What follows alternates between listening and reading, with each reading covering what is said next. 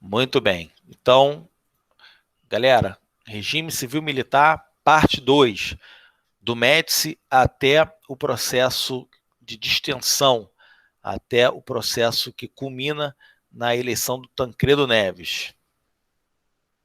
Muito bem, vamos fazer aquela apresentação básica de tela.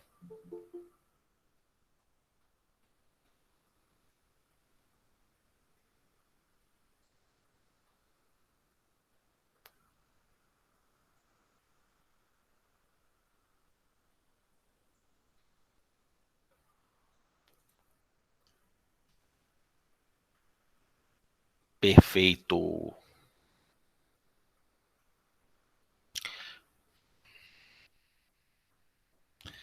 Então, pessoal, essa parte aí a gente já viu.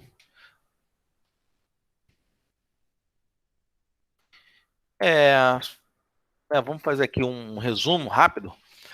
Então, construindo esse novo governo.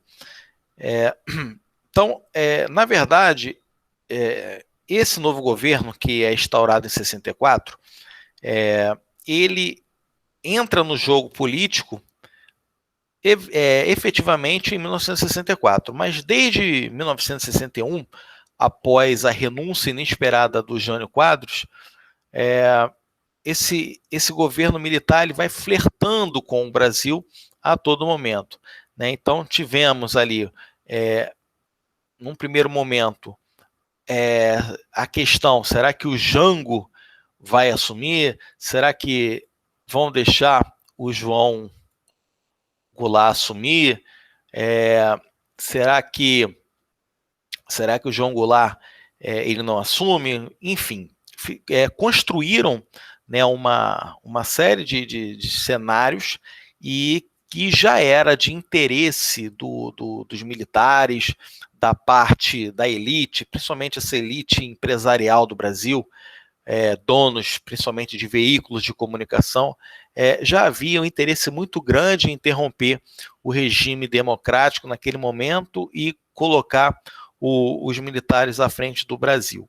Porém, numa jogada bem interessante do Leonel Brizola, com a Rede da Legalidade, ou Campanha da Legalidade, o João Goulart ele acabou assumindo a presidência do Brasil, porém, em um caráter nunca visto antes na história do Brasil, que foi o viés parlamentarista. O João Goulart ele assume como chefe de Estado, enquanto o Tancredo Neves assumiria o Brasil como chefe de governo. São diferenças importantes. O chefe de Estado é o representante do país fora, né, numa convenção internacional. É ele que faz a diplomacia com outros países, enquanto o chefe de governo é o cara que cuida do plano interno, criando leis, fazendo uma economia forte, né? Enfim, uma série de situações que é de cunho do chefe de governo. Atualmente no Brasil, o presidente da República ele tem as duas funções, né? Ele tanto é chefe de governo como chefe de Estado. Então, em 64 não tem mais jeito, após aí uma série de medidas polêmicas do João Goulart, principalmente as reformas de base, o João Goulart ele acaba tendo que sair à frente do Brasil. Inclusive, né, muitas das vezes o João Goulart ele é confundido até mesmo com uma espécie de herói nacional, porque ele escolhe em se render, ele escolhe não lutar, e isso faz com que não aconteça no Brasil uma guerra civil. Essa guerra civil poderia levar à morte de milhares de pessoas inocentes, inclusive. E essa guerra civil ela seria muito problemática, além disso tudo, devido à participação dos Estados Unidos na Operação Brother Sun, né, que era a operação feita pelo presidente dos Estados Unidos, o Kennedy, que consistia exatamente em limpar qualquer tipo de chegada do comunismo no Brasil. Então, o João Goulart ele resolve sair, mesmo tendo o apoio da população, em torno de 70%, ou mais de aprovação popular. O João Goulart acaba aceitando, né, o golpe e e vai para o Uruguai, onde lá fica até tempos antes de falecer. João Goulart morre em 1979. Então, galera, a partir daí, os militares eles vão governar o Brasil, só que eles precisam dizer para o povo brasileiro que não é uma ditadura, né? Precisa acalmar os ânimos dos brasileiros, dizendo que estavam salvando a democracia, que era um governo temporário e tudo mais. Enfim, então esse governo, esse novo governo, ele começa a legislar de acordo com os atos institucionais, o famoso AI. Esses atos institucionais, eles são bem peculiares e flertam efetivamente com uma ditadura. Então, por exemplo, a gente tem aí o AI-1, né, só para a gente retomar o raciocínio, né, o AI-1 foi aquele ato institucional que nomeou o general Humberto de Alencar Castelo Branco como o primeiro presidente militar do Brasil. O Castelo Branco ele era de uma linha chamada de Sorbonne, né? O que seria essa linha Sorbonne? Essa linha Sorbonne ela seria uma linha que acreditava sim no governo militar, mas que esse governo militar ficaria até o problema comunista passar. E depois que esse problema passasse, e aí sim os militares devolveriam o governo para o Brasil, para os civis. Porém, nesse primeiro momento, Humberto de Alencar ele começa a editar, né, uma série de situações, uma série de leis, né, e que cerceiam efetivamente a democracia. Né? Então, o AI-1, como era um ato institucional que colocou o Castelo Branco como presidente do Brasil, também é o ato institucional que dá direito ao governo caçar direitos políticos por 10 anos e anular mandatos também no legislativo. Tanto é que nesse primeiro momento aí a gente tem vários políticos caçados, 3 ex-presidentes caçados, por exemplo, Juscelino Kubitschek foi caçado, o Jânio Quadros foi caçado, o próprio João Goulart foi caçado, Leonel Brizola foi caçado, enfim, uma série de políticos foram caçados a partir do ato institucional de número 1. Né? Então, esse governo Castelo Branco é um governo que ele pode até ser da linha Sorbonne, uma linha, digamos assim, mais tranquila, mas as primeiras medidas do Castelo Branco são medidas efetivas contra a democracia, são medidas bem peculiares à linha dura.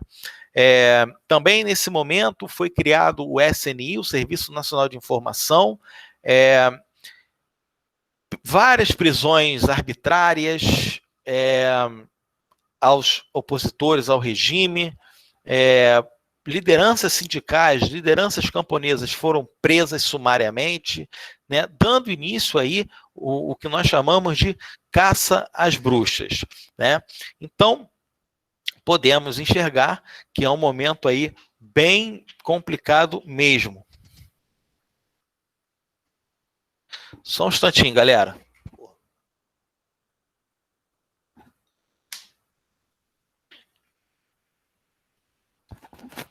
Então, vamos lá. Tive que parar aqui para tomar um remédio. Então, mais do governo Castelo Branco, isso aí a gente só está recapitulando o que foi falado semana passada, tá?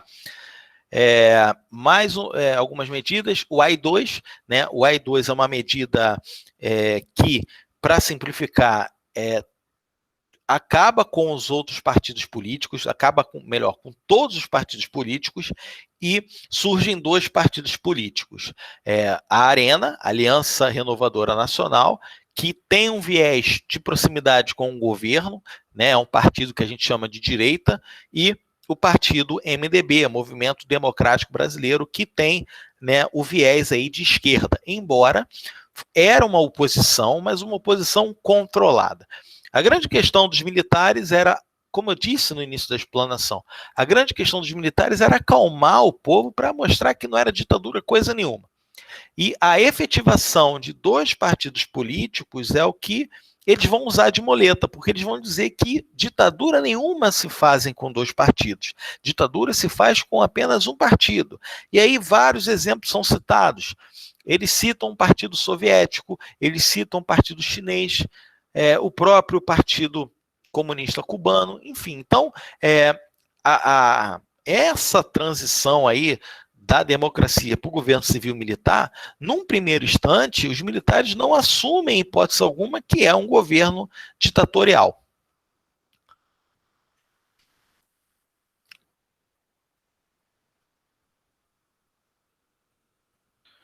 Bom, aí está mostrando para vocês, né, a Arena e o MDB, uma parte aí um pouquinho extensa, não vou ler, porque isso aí já foi falado na semana passada, e isso aqui é um dado também interessante da migração dos principais partidos do Brasil até 1964, que era o UDN, um partido liberal, um partido, né, vinculado ao capital estrangeiro, o PSD, o Partido Social Democrático, que também é um partido de direita, né, um partido mais alinhado com a ideologia do Getúlio Vargas, e o PTB, que é completamente alinhado com o antigo trabalhismo do Getúlio Vargas. Então, da UDN, por exemplo, já que esses partidos e outros partidos foram eliminados, grande parte da UDN, cerca de 91% da UDN, vai migrar para o partido do governo, para a Arena. Do PSD, 66%, já há, né, um salto maior para o lado do MDB, e o PTB, do antigo trabalhismo do Getúlio Vargas, a grande maioria migra para o MDB. Tá? Vale lembrar, galera, que essa oposição, eu vou repetir porque nunca é demais, essa oposição é uma oposição controlada, é uma oposição para mostrar para a população que não é uma ditadura, é uma oposição para mostrar para os Estados Unidos que o Brasil não é uma ditadura, uma vez que os Estados Unidos sempre se coloca como o salvador da democracia, como o baluarte da democracia. Então, ter um país aqui na América com ditadura seria um pouco complicado para o Brasil em relação aos Estados Unidos. Foi no governo também de Castelo Branco que foi criado o Plano de Ação Econômica, o PAEG. O PAEG tinha como principal objetivo conter a inflação. E aí eu já pego o gancho para o pessoal que vai fazer a ESA. Planos econômicos dos governos sempre é um assunto importante na prova de sargento do Exército.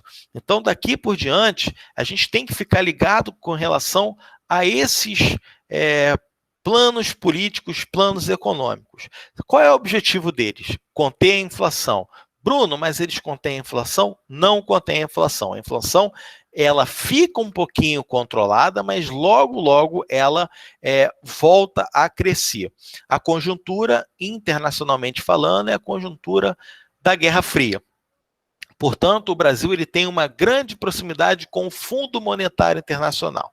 Então, o que vai segurar a economia no Brasil nesse momento não é o que está sendo feito em relação ao brasileiro, ao Brasil, e sim o dinheiro que vem do FMI.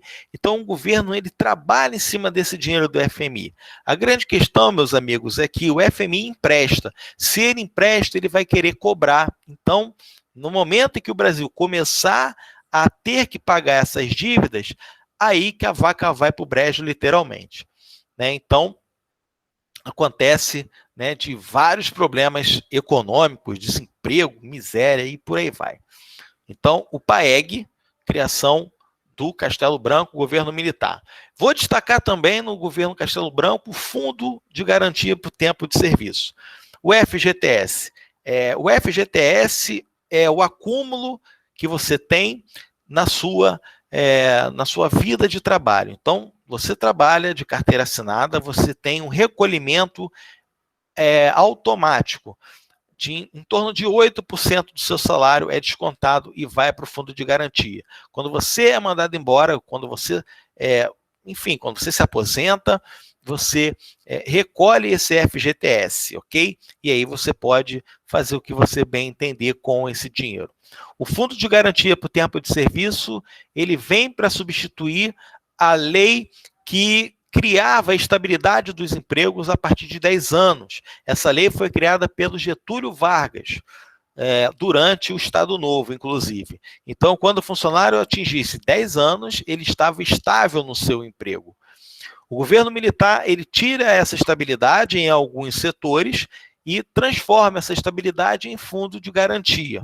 Alguns vão gostar, outros não vão gostar, mas isso aí é um outro debate.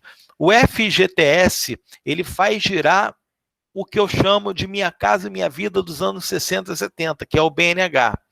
Então, as pessoas poderiam usar o fundo de garantia para comprar um imóvel feito pelo Banco Nacional de Habitação, né, que é um conjunto de prédios, de casas populares construídas durante o governo militar para atender a população. Porém, atender parte da população, porque a classe C, a classe D, continua ainda sem o acesso à casa própria. Tá? Então, esse BNH ele vem para criar esses imóveis para serem vendidos. Inclusive, aqui, perto da gente, ali no município de Mesquita, tem um bairro chamado Rocha Sobrinho, que é carinhosamente chamado de BNH, porque foi construído com o dinheiro do FGTS para atender, né, os compradores. Outra questão também do governo Castelo Branco é a lei de remessas de lucros, ou melhor, a revogação dessa lei. O que essa lei quer dizer? Quer dizer que qualquer empresa internacional, multinacional, ela pode investir no Brasil, mas ela também pode retirar do Brasil a margem de lucro que ela quiser. Com isso, ela tira também os investimentos no Brasil. Então, é uma lei tipicamente da UDN, é uma lei liberal. Essa lei ela não vai agradar as classes menos favorecidas. Inclusive, essa lei de remessas de lucros, que foi criada com Vargas, foi retirada pelo Dutra, foi recriada com o João Goulart, e agora foi retirada mais uma vez com o governo civil-militar, que é um governo alinhado com os Estados Unidos, que é um governo, por sua vez, liberal. Ok? Faz aí a cultura, né, do liberalismo econômico.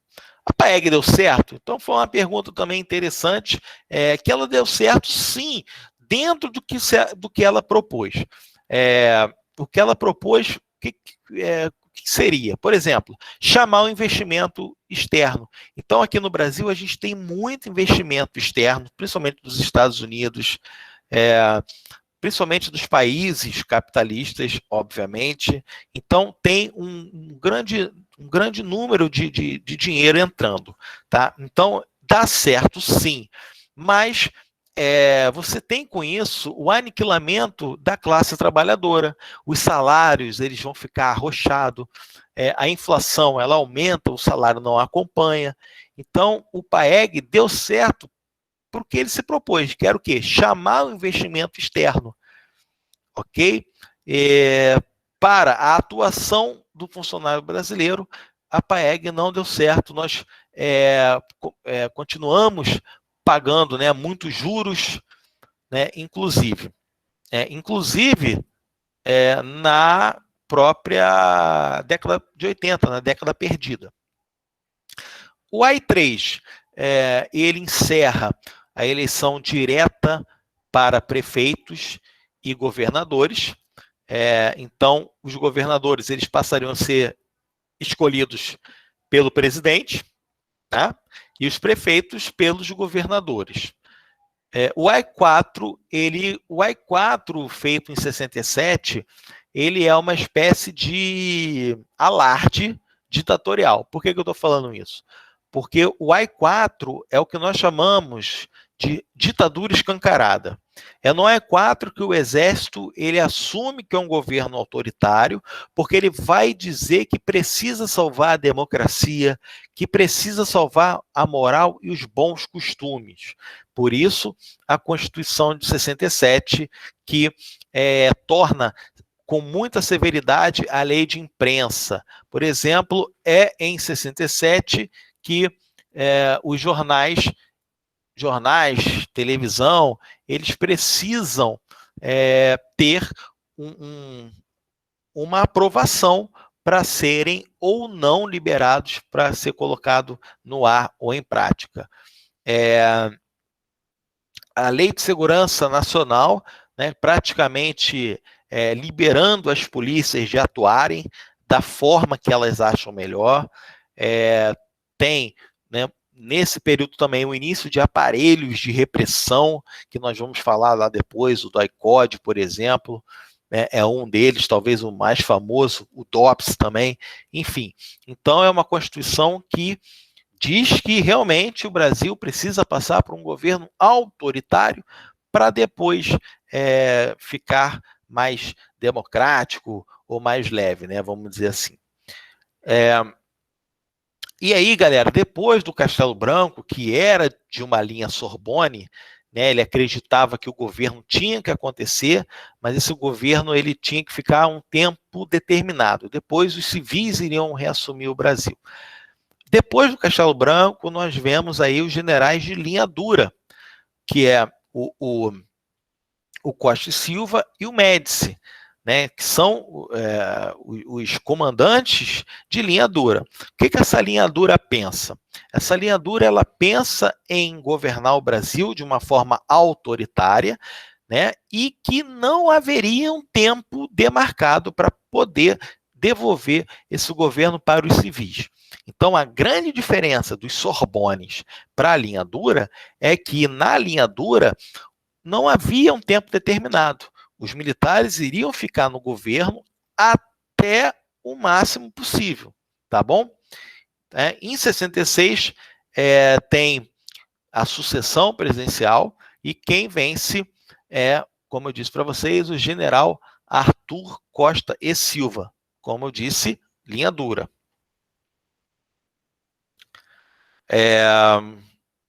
Então, o governo Costa e Silva está aí, demitindo todos os civis que compunham o quadro de cargos públicos de confiança. Então, ele fez a limpa nos civis que compunham o governo. Porém, dois ministros continuaram, dois ministros civis, o Delfim Neto e o Hélio Brandão. O Delfim Neto era o ministro da Fazenda e o ministro do Planejamento, respectivamente. O Delfim Neto, inclusive, ele é o ministro responsável pelo famoso milagre econômico, um período ali da história do Brasil, entre 68 até 73, em que o Brasil tem um crescimento do PIB muito elevado, em torno de 11%. É um crescimento de dar inveja em muitos países. Então, o Delfim Neto é o responsável por esse crescimento chamado milagre econômico. Só para adiantar, esse milagre econômico ele foi possível porque nós no Brasil tínhamos uma enxurrada de dinheiro do FMI. O Brasil chorava, o FMI emprestava dinheiro. Claro, logicamente, que isso aí é fazendo um contraponto com o período mundial daquela época, que era a Guerra Fria. Então, se o Brasil recorre ao FMI, o FMI empresta dinheiro porque ele prefere emprestar esse dinheiro para o Brasil do que correr o risco do Brasil se bandear para o lado socialista. Até porque a repressão ela existe, mas existem também os grupos contra essa repressão. Então, na verdade, se você tinha um crescimento da repressão, houve também um crescimento dos subversivos, né, das pessoas que eram contra o governo daquela época.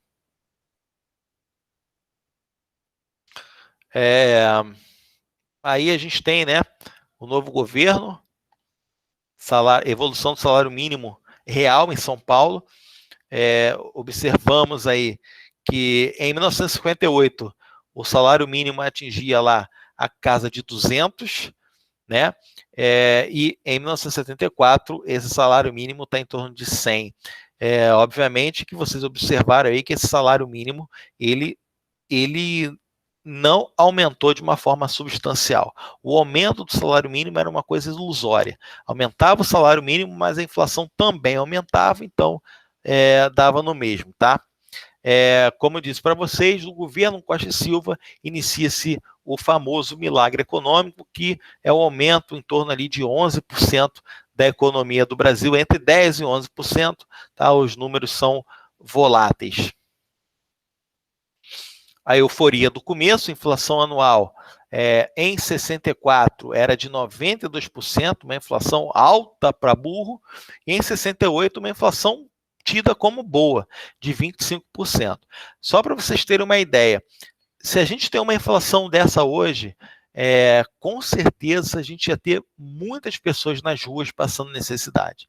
A nossa inflação hoje no Brasil está em torno de 3%.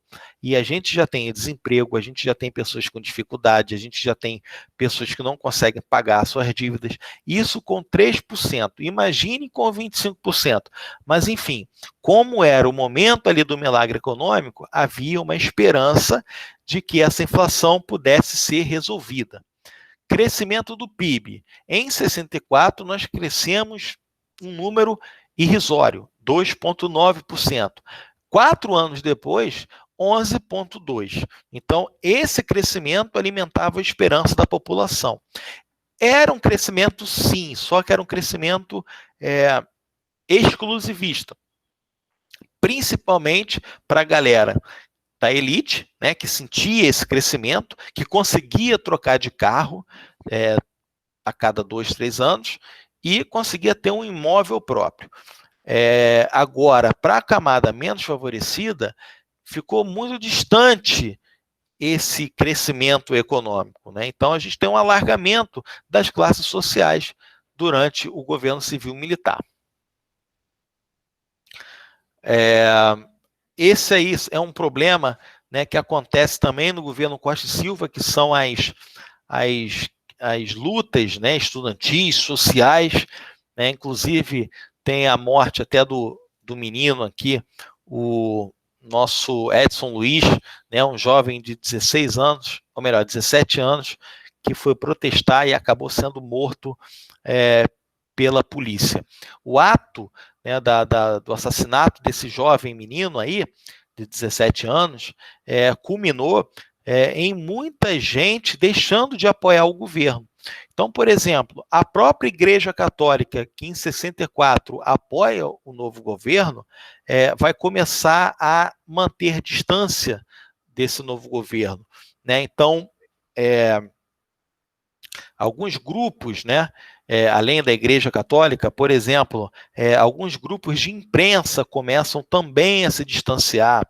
É o caso da TV chamada Excelsior, que era a televisão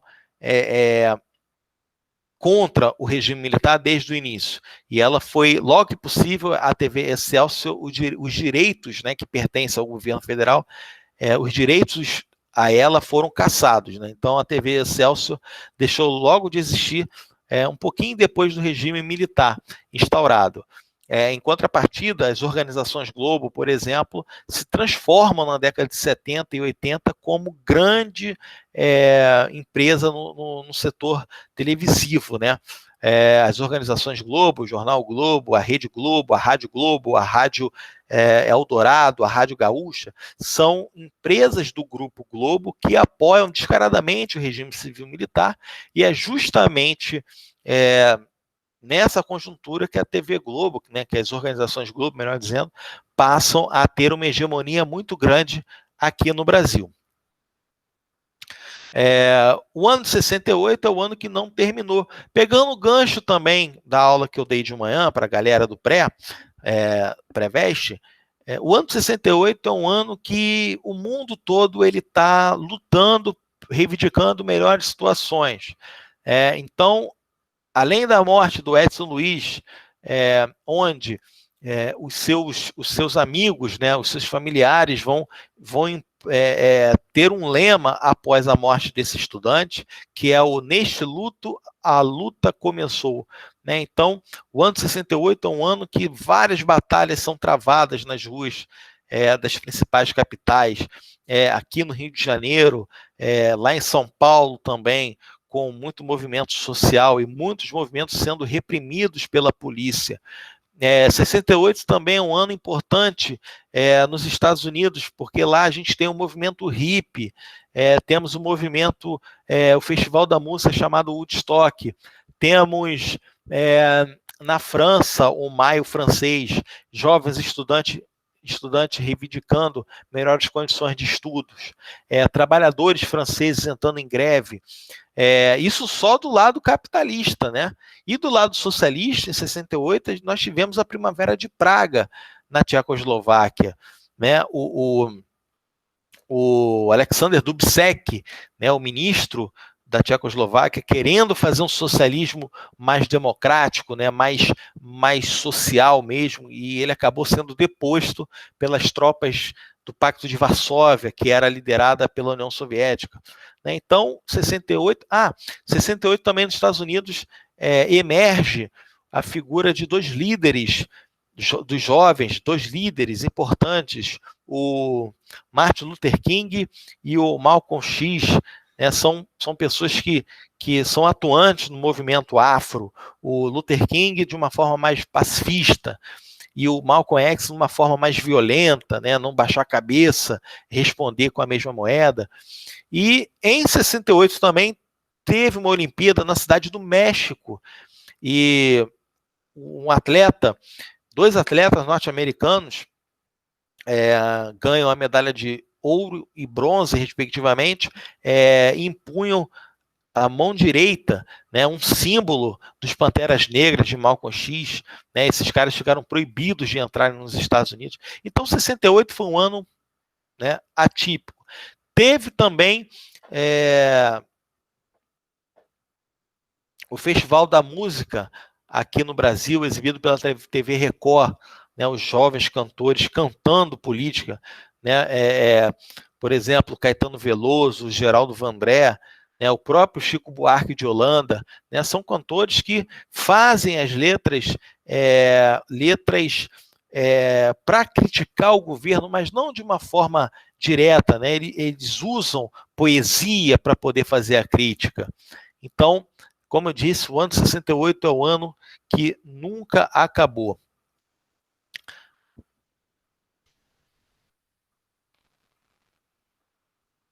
Outro detalhezinho aqui, ó,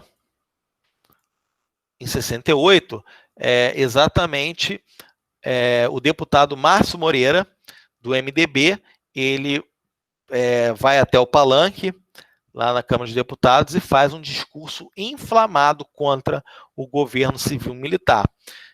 O governo civil-militar, então, tenta caçá-lo, tenta tirá-lo do cenário político, só que a Câmara dos Deputados não aceita, aí está o discurso dele, a Câmara dos Deputados não aceita caçá-lo, e logo em sequência, o governo militar vai editar o AI-5, né, que é o ato institucional mais repressivo da história do Brasil. Nesse próximo slide, vocês estão vendo aí exatamente sobre a tentativa de processar o Márcio Moreira, que eles não conseguiram, inclusive o regime militar tomou uma surra, foram 216 votos a favor do deputado contra 14 do deputado. O deputado, com medo de morrer, ele acabou se autoexilando, né? Bom, cadê? Como eu disse para vocês, né, o golpe dentro do golpe, o AI-5. Esse AI-5 ele é o mais repressivo e ele também é colocado como golpe dentro do golpe, por quê? O Castelo Branco ele tem um problema de saúde, ele tem um derrame cerebral, um problema seríssimo, e ele é obrigado a se afastar da presidência. Portanto, de fato e de direito, quem iria assumir? O vice-presidente. Só que esse vice-presidente era o Pedro Aleixo, que, por sua vez, o Pedro Aleixo era o quê? Ele era um civil. E o Castelo Branco, que era de linha dura, o que ele dizia? Que não é o momento nem tão cedo de passar o governo para os civis. E aí, galera, acontece uma reviravolta. O Pedro Aleixo ele não assume, e quem assume é o Médici, o Emílio Garrastazu Médici, que é um outro político, que é um outro general, melhor dizendo, de linha dura. Então, O AI-5, ele vem nessa conjuntura, né? O AI-5, ele vem para poder fechar o Congresso, ele vem para poder demitir funcionários públicos, também ele vem para poder caçar inimigos, enfim. E, paralelamente ao AI-5, acontece o problema de saúde do Castelo Branco, o Pedro Aleixo não pode assumir, e aí quem assume é um outro general de linha dura, o Médici. Mas olha só, mesmo tendo muita repressão, a luta armada ela continuava. Então, olha só, o que acontece?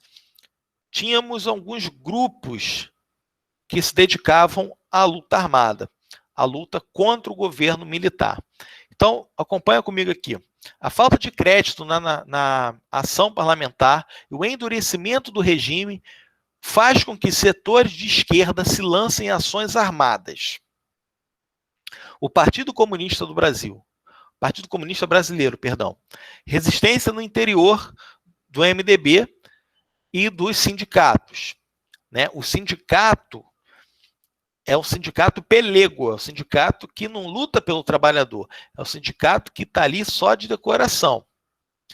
PCdoB iniciou uma campanha de guerrilhas rurais com escasso apoio camponês. Então, as pessoas tinham medo, evidentemente, de entrar nesses conflitos aí, né? Claro, com certeza. Entre 68 e 74, a Aliança Nacional Libertadora, a Vanguarda Armada Revolucionária, o MR8, Movimento Revolucionário de 8 de Outubro e a Ação Popular promovem guerrilhas urbanas. Né? Inclusive, a ex-presidente do Brasil, a Dilma, ela fez parte aí de grupos de guerrilhas, né? A Dilma também estava nesse contexto aí.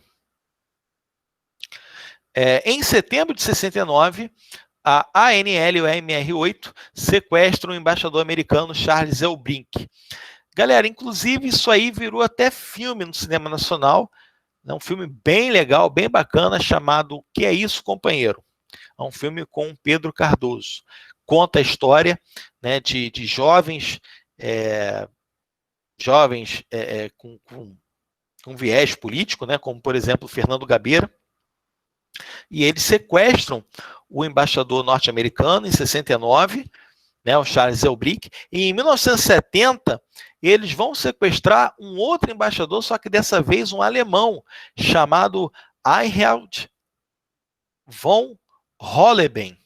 Então, ou simplesmente von Holleben.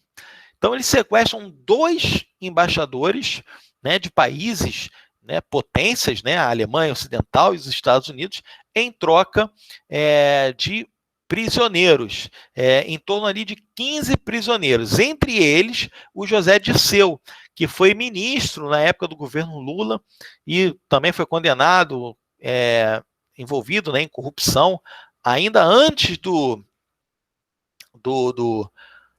da Lava Jato, né? Bem antes, ali logo no primeiro governo do Lula, o José Dirceu foi condenado por corrupção. Em represária, a junta militar cria mais 2 AIs. Um dava direito à expulsão do país de todos que fossem considerados subversivos. O outro introduzia a pena de morte. Galera, olha só. Os mais famosos atos institucionais é o AI-1, 2, 3, 4 e 5. Mas não foram só esses. Foram 17 atos institucionais. Tá? Que, na verdade, esses atos institucionais, do 6 para lá, eles complementavam aqueles primeiros. Tá? Então, era apenas para complementar. Porque, olha só, o ato institucional é como se fosse uma emenda constitucional. Né? Já tinha a nova Constituição de 67, é uma Constituição ditatorial, mas ainda tivemos outros artigos, outros atos institucionais para poder complementar. Beleza? Bem tranquilo. Isso aí, galera, é uma imagem, né? Na verdade, são cartazes de procurados, Isso aí ficava em São Paulo, galera, numa região chamada, num órgão chamado DOI-CODE, tá? O DOI-CODE. Então, era um órgão, né, que foi criado com o intuito de implementar a censura e a cassação.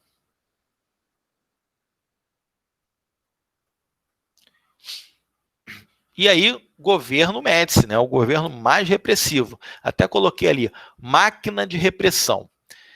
Repressão e silenciamento dos principais líderes da luta armada, que é o Carlos Marighella e o Carlos Lamarca. O Marighella, ele era um deputado, né, ele foi um deputado cassado ainda pelos atos institucionais, saiu pelo interior do Brasil para promover a luta armada. E o Carlos Lamarca, inclusive, tem um filme dele, com um ator chamado Paulo Betti. O Lamarca, ele era um ex-capitão do Exército que acaba indo para o lado da guerrilha. Inclusive, né, só para a gente encerrar aqui o raciocínio, ia ser lançado esse ano o filme do Carlos Marighella. Não foi lançado devido aí né, o que nós estamos vivendo aí, que é a pandemia. Mas o filme do Lamarca já tem, ele é um pouquinho mais antigo. O único movimento sobrevivente foi a guerrilha do Araguaia, derrotada em 75, né, que era o movimento do Lamarca, tá? Com grande parte da imprensa silenciada, as notícias sobre as torturas e o regime passaram a ser vinculadas somente na clandestinidade. Muitos documentos sobre prática da tortura só existem em função da ação da teologia da libertação de orientação marxista cristã, né, o que foi feito aí durante o governo Dilma, segundo o primeiro governo Dilma, né, que foi reviveram, né, os estudos, que foi uma política feita pela Dilma de direitos humanos, que é exatamente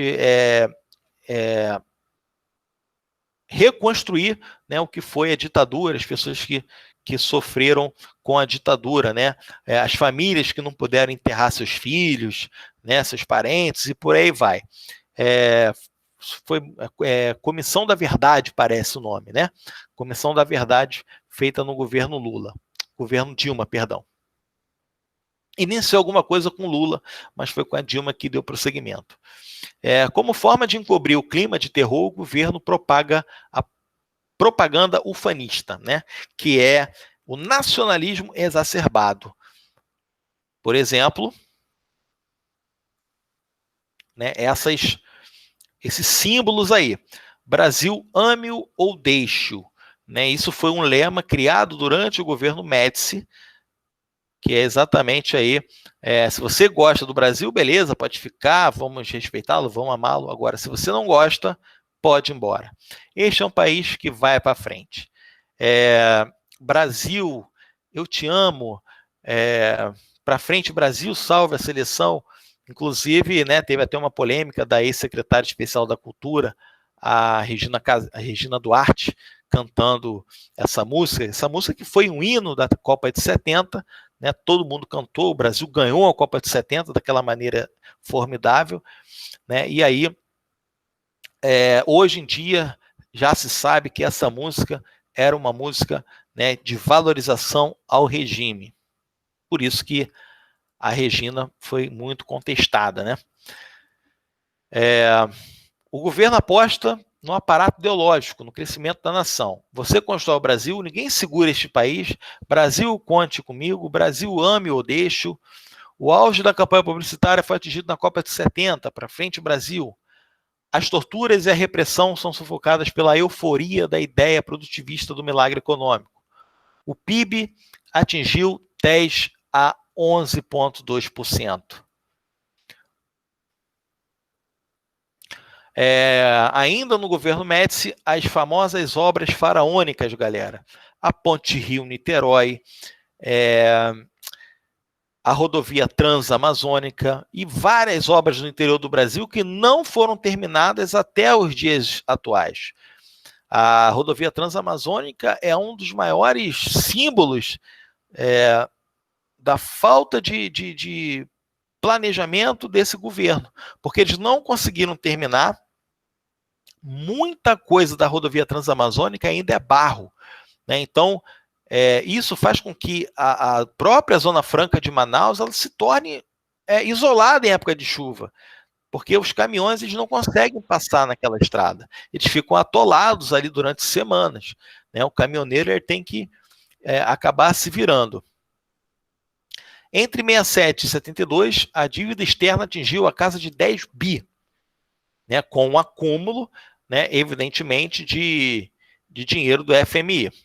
O governo criou o INCRA, Reforma Agrária, né, o PIS, Programa de Integração Nacional, e o MOBRAL, Movimento Brasileiro de Alfabetização, né, o MOBRAL, que foi criado ainda com Costa e Silva. O MOBRAL era o que nós chamamos de EJA atualmente.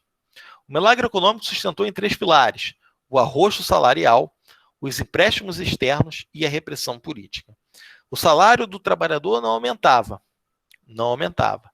À medida que a inflação decolava, o governo pedia mais dinheiro emprestado para o FMI. O FMI emprestava por conta da conjuntura internacional, que era a Guerra Fria.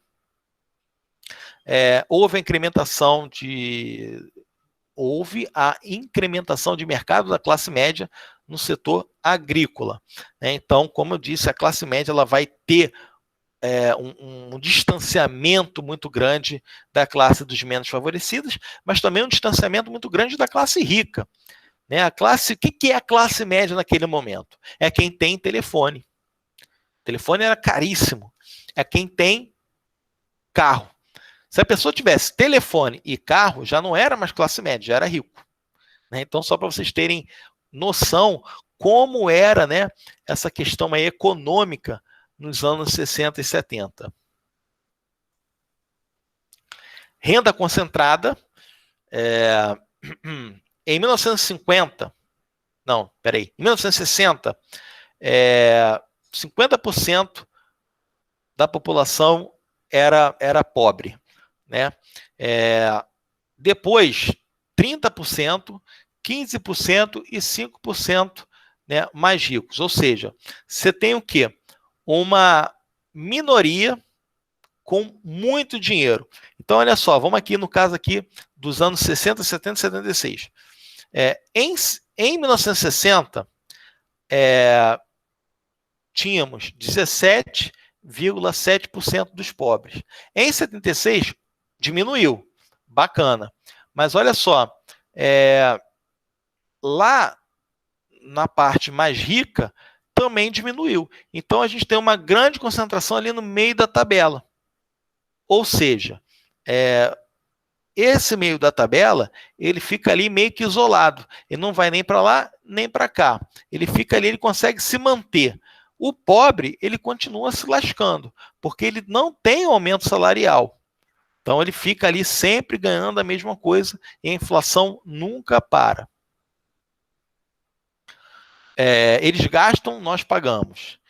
A dívida externa, olha só, galera, em 64, quando o Jango deixou o Brasil, eram de 3 bilhões de dívida. Em 81, 62 bi.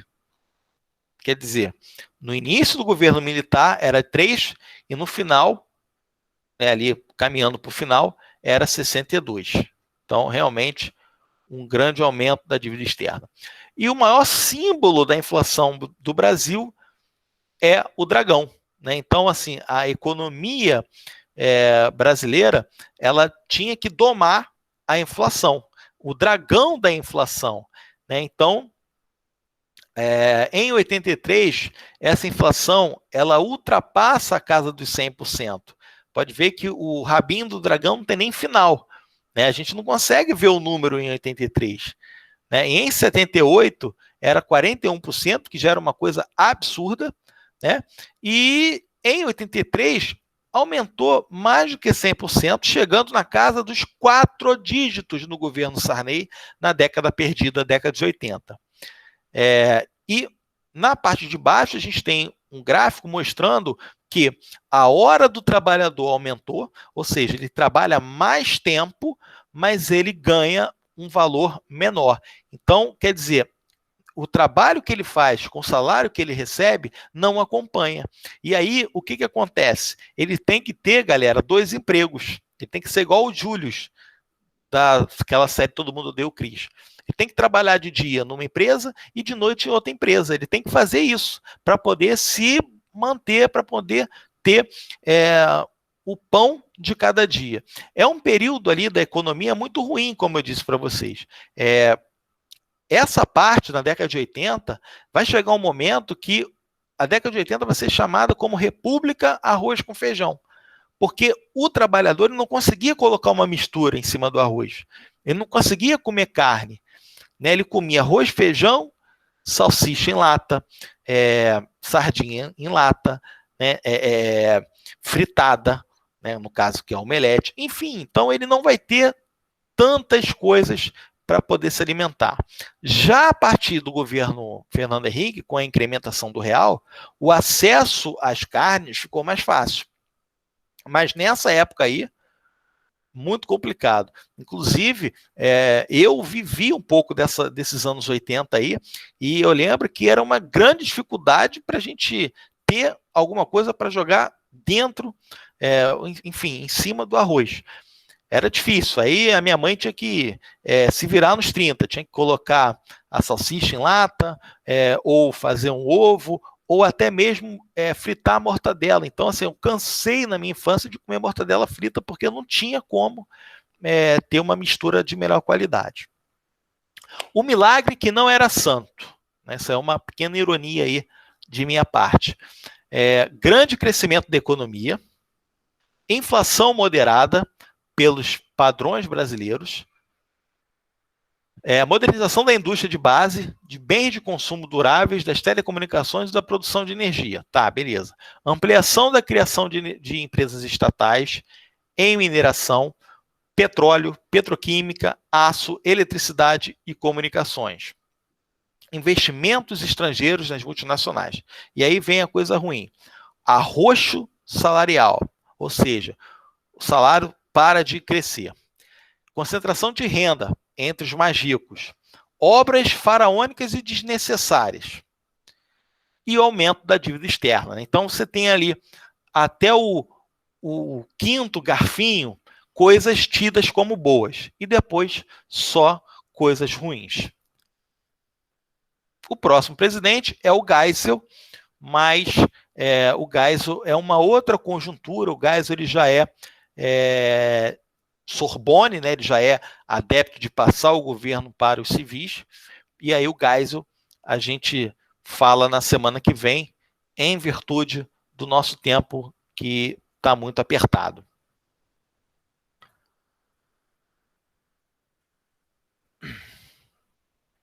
Então, é isso aí, galera.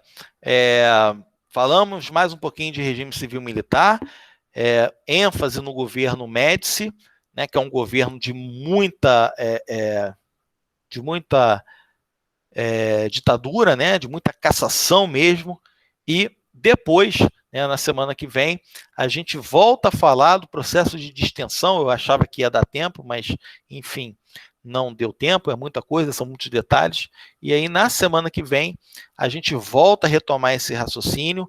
Eu preciso falar com vocês a respeito do milagre econômico e do seu fim, né?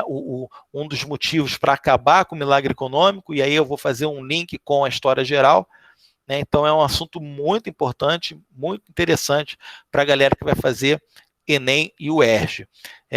Em relação ao pessoal da ESA, eu chamo a atenção muito grande aí para essa questão do milagre econômico. O governo militar, prova do Exército, tem como uma grande característica o enaltecimento do regime. Então, o que pode ser falado de proveitoso dentro da prova da ESA? O milagre econômico, né, que é tido como uma coisa boa por grande parte da sociedade, principalmente por pessoas que viveram aquele período e apoiavam o regime. Então, milagre econômico é uma coisa muito importante para quem vai fazer sargento do Exército, ok? Bom, eu vou parar aqui a gravação e